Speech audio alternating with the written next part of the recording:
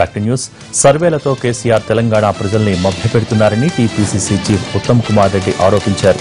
రాజీనామాలపై కేసీఆర్ చేసిన సవాలుకు సిద్ధమన్న ఉత్తమ్ అసలు అసెంబ్లీని రద్దు చేసి ఫ్రెష్ గా ఎలక్షన్స్ కు వెళ్లాలని ప్రతి సవాల్ విసిరారు. దమ్ముంటే కేసీఆర్ ఎన్నికలకు సిద్ధం కావాలంటున్న టీపీసీసీ చీఫ్ ఉత్తమ్ కుమార్ రెడ్డితో మా ప్రతినిధి చంద్రశేఖర్ ఫేస్ టు ఫేస్.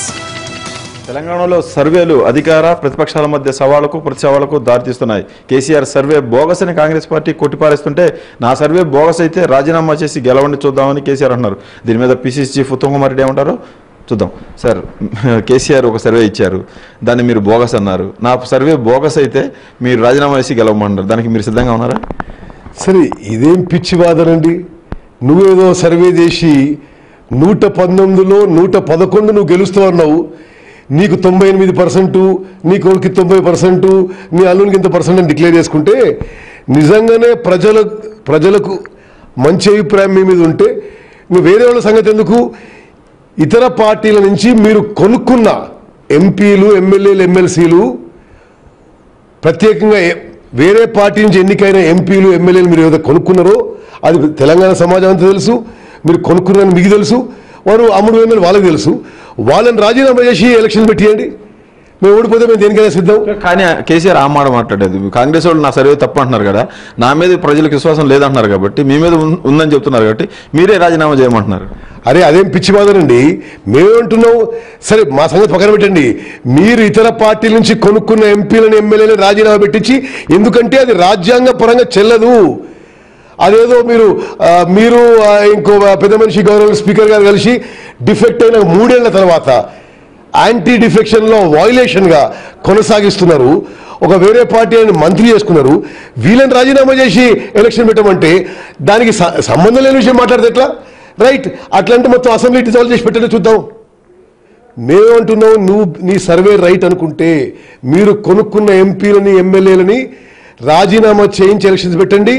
ఓడిపోతే ఏ శిక్షణ సిద్ధం, మీరు ఓడిపోతే మీరు రాజకీయం నుంచి విరమించుకోవాలి. కేసీఆర్ ఎందుకు 111 సీట్లు చెప్తా ఉన్నారు? ఆయన కాన్ఫిడెన్స్ వ్యక్తం చేస్తా ఉన్నారు. కాన్ఫిడెన్స్ లేదు, మన్ను లేదు, అంత బోగస్, అంత గోబల్స్ ప్రచారం ప్రతి విషయంలో కూడా. దురదృష్టవశాత్తు తెలంగాణ వచ్చిన తర్వాత పూర్తిగా స్వతంత్రంగా ఉండాల్సిన మీడియా సంస్థల మీద ఒత్తిడి తీసుకొచ్చి ఆయన చేసే తప్పులు బయటపడకుండా, ప్రజల్లో అసంతృప్తి మరి ఆ స్థాయిలో మీడియా చూపించకుండా ఆయన ఏదో గొప్పలు చేస్తా అని చెప్పి ఆయన ప్రగతి భవన్లో వండుకొని ఆయన గొప్ప చేస్తున్నా అంటే ఎట్లా? అసలు ఏం చేసిండు? తెలంగాణలో 3 ఏళ్లు పూర్తిగా వారి పరిపాలన వైఫల్యం చెందారు. తెలంగాణ సమాజంలోని మీరు ఏ వర్గం ప్రజలు అడగండి, రైతులు అడగండి, మీకు గిట్టుబాటు ధర వస్తుందా అడగండి, విద్యార్థులు అడగండి, మీకు ఫీజు రియంబర్స్మెంట్ వస్తుందా అడగండి, మీరు నిరుద్యోగ యువతలు అడగండి, మీకు ఉద్యోగాలు వస్తున్నా అడగండి, దళితులు అడగండి, మీకు చెప్పిన మాట నిలబెట్టుకోవడం అడగండి, గిరిజనులు అడగండి, మైనార్టీలు అడగండి, మహిళలు అడగండి. మొత్తానికి మొత్తం సమాజంలో అన్ని వర్గాలని మోసం చేసి, దగా చేసి పెద్ద పెద్ద మాటలు ఈ పేపర్లలో, పెద్ద పెద్ద హెడ్లైన్స్. కానీ తెలంగాణ సమాజం వెనకటి నుంచి పోరాట స్ఫూర్తితో ఉన్నవాళ్ళు ఇప్పుడు జస్ట్ సైలెంట్గా గమనిస్తున్నారు. వీళ్ళ సంగతి చూస్తాం, అసలు సమయంలో వీళ్ళని తరిమి కొడదామని మొత్తం తెలంగాణ సమాజంలో అన్ని వర్గాలు సిద్ధంగా ఉన్నాయి. కాంగ్రెస్ కు ఏమి చూసి ఓటేయాలి, ఎందుకు వేయాలి? 60 ఏళ్ళు రాష్ట్రాన్ని తగలబెట్టారు. సరిగ్గా వ్యవసాయానికి కరెంటు కూడా ఇవ్వలేని కాంగ్రెస్ కు ఎందుకు ఓటేయాలన్నారు? అసలు ఎంత సిగ్గులేని మాటలండి. కరెంటు విషయంలో పూర్తిగా కేసీఆర్ గారు అబద్ధాలు చెప్తున్నారు. కేసీఆర్ గారు మీరు ముఖ్యమంత్రి అయిన తర్వాత మీరు మొదలుపెట్టిన విద్యుత్ ఉత్పాదన ప్రాజెక్టులు, ఒక్క ప్రాజెక్టులో 1 యూనిట్ ఉత్పత్తి అయిందా? కాలేదు. ఇప్పుడు అదనంగా వచ్చిన విద్యుత్తు గతంలో కాంగ్రెస్ పార్టీ మంజూరు చేసి ఒక 90% పనులు పూర్తి చేసి మరి మీరు స్విచ్ ఆన్ చేసుకొని దాన్ని మీరు సంకలు గుద్దుకొని మేము చేసినామంటే ఎట్లా? విద్యుత్ ప్రాజెక్టుల విషయంలో భూపాల్పేటలో 600 మెగావాట్లు కానీ, జైపూర్లో సింగరేణి కాలరీస్ ఆధ్వర్యంలో 1200 మెగావాట్లు కానీ, ఈ 1800 మెగావాట్ల పవరు గత కాంగ్రెస్ ప్రభుత్వంలో మంజూరై నిర్మాణం పూర్తయి పూర్తి దశలో ఉండగా ప్రభుత్వం మారి మీరు వచ్చిండ్రు. ఆ పవర్ ప్లాంట్ స్విచ్ ఆన్ చేసి నేను చేసినా అని రోజు అబద్ధాలు చెప్పడం ఏంటిది? విద్యుత్ రంగంలో ఈ ప్రభుత్వం చేసింది ఏమీ లేదు. గత ప్రభుత్వాలు చేసిన పనికి వీళ్ళు గొప్పలు చెప్పుకుంటున్నారు. అదే విధంగా ఒక తప్పుడు ప్రచారంతో తెలంగాణ రాష్ట్రాన్ని తెలంగాణ ప్రజలని ఒక మాయ చేసే ప్రయత్నం చేస్తున్నాడు.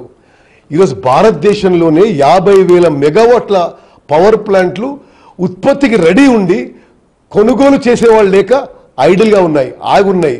మొత్తం దేశంలో పవర్ సర్ప్లస్ ఉంటే నేను తెలంగాణలో ఏదో ఒరగబెట్టినా అని ఊకి అబద్ధాలు ఎందుకు?